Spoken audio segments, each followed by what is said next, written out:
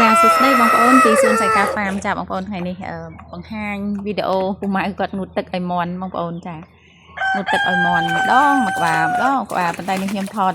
នេះគឺបង្ហាញតែមន់ silver មួយទេបងប្អូនដោយសារមន់ silver នេះគឺជាប្រភេទមន់ពងដែរតែស្អាតខ្លាំងហើយគីឡូធំស្អាតហ្មងទាំងមេទាំងបាបងប្អូនហើយនេះយកទៅងូតនេះគ្នាសងំហ្នឹងដែលមានក្តៅខ្លាំងហ្នឹងដោយសារវារោពងឯងបងប្អូនហើយពូម៉ៅថាឃើញវាដូចអត់ស្រស់ស្រាយណាយកវាទៅងូតទឹកទៅបងប្អូនហើយនេះឡើងសើមសកិច្ចតាមពិតវាចិត្តធ្លាក់ពងឯហ្នឹងបងប្អូនមើលហ្នឹងហើយគ្នាដេករោសងំក្រាបពងសោះហ្នឹងខាងគ្នាក្តៅស្អុះស្អាប់ចាប់យកទៅងូតទឹកទៅពេលចាប់ងូតទឹកចាប់ងូតទាំងអស់ទាំងបាទាំងមេទាំងឈ្មោលនឹងឯងចានេះបងប្អូនងូតទឹកហើយហ្នឹងនៅវល់នឹងក្នុងកន្លែងគេនេះឯងដើរឆ្វែលចុះឆ្វែលឡើងនេះគេរកកន្លែងពងគេបងប្អូនចាហ្នឹងហើយអត់ដឹងហើយចេះតែចំហើយមិនបានដេកស្ងៀមហើយសងល់ហើយតាមពិតមានក្តៅណា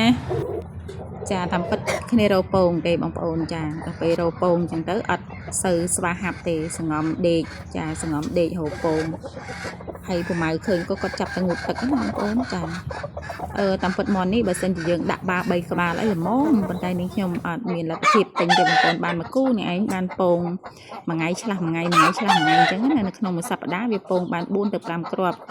ចាហើយនេះបងប្អូនឃើញទេអាឈ្មោលហ្នឹងក៏វាចេះទៀតបើឃើញមេហ្នឹងដេកក្រាបរោពងអញ្ចឹងទៅវាទៅដេកក្បែរនឹងដែរចា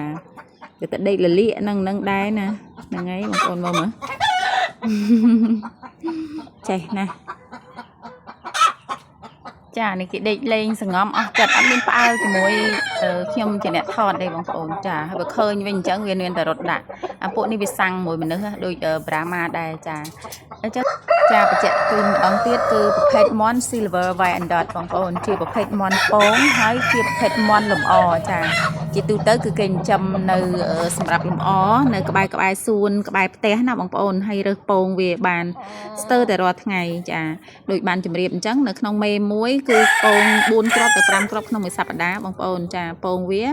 ក្នុងមួយឆ្នាំគឺយើងអាចទទួលបានពី200ទៅ250គ្រាប់នៅក្នុងមេមួយក្នុងមួយឆ្នាំនេះដោយដែលនិយាយចឹងបងប្អូនងូតទឹកឲ្យដេករនានេះពូម៉ៅហៅនឹងខ្ញុំមកថតនេះបានពងមែនឃើញទេចាអំពិតគ្នាសងល់រោកន្លែងពងសោះហ្នឹងស្មានតែវាក្តៅខ្លាំងស្អុះស្អាប់អត់ស្រស់ស្រាយសោះមានអីចាប់យកទៅងូតទឹកលើបានពងបាទ